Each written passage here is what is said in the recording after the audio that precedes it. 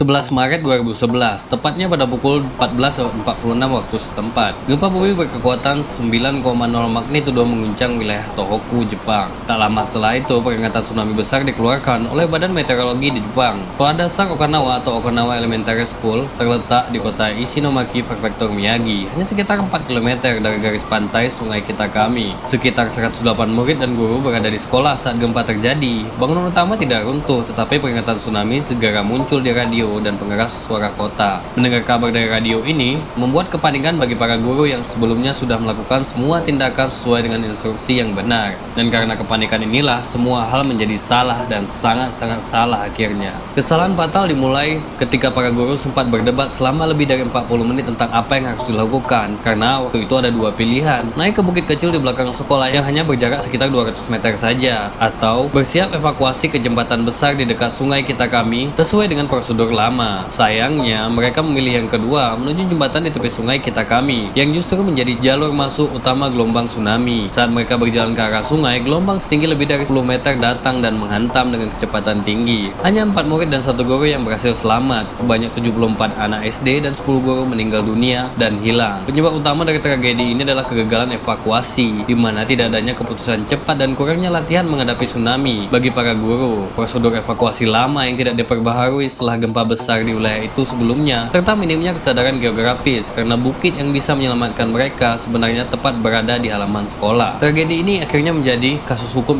nasional. Pada tahun 2019, Pengadilan Tinggi Sendai menyatakan pemerintah kota Ishinomaki dan Prefektur Miyagi bersalah karena gagal melatih serta mempersiapkan rencana evakuasi yang memadai. Keluarga korban yang memenangkan gugatan, tapi bagi banyak orang tua, kemenangan ini terasa hampa karena anak mereka tak akan pernah kembali. Namun Jepang tidak berhenti di situ. Dari tragedi Okawa ini, pemerintah bergerak cepat, jalur evakuasi di sekolah direvisi dan dipetakan ulang. Guru diwajibkan memahami topografis dan skema penyelamatan serta evakuasi ketika gempa dan tsunami. Tiap murid diajarkan prinsip dasar yang kini jadi pegangan seluruh negeri. Jika gempa besar terjadi dan kamu berada di dekat laut, jangan tunggu siapapun, lari ke tempat tinggi. Sejak itu, Jepang tidak hanya memperbaiki peta dan rencana, tapi juga mengubah pola pikir masyarakatnya tentang bencana. Berbeda dengan Jepang, Indonesia sudah berkali-kali dihantam gempa dan tsunami besar, dari Aceh 2004, Palu 2018, hingga Cianjur 2022. Namun sistem kebencanaan di sekolah masih jauh tertinggal. Banyak sekolah tanpa jalur evakuasi, tanpa peta risiko, dan tanpa latihan rutin. Sebagian besar guru bahkan tidak tahu arah mana yang aman jika sirene tsunami berbunyi. Padahal waktu emas untuk menyelamatkan nyawa seringkali hanya beberapa menit. Jepang belajar dari satu tragedi lalu bergerak cepat. Indonesia sudah banyak tragedi tapi masih berjalan di tempat. Sampai kapan kita menunggu bencana berikutnya baru mulai benar-benar belajar?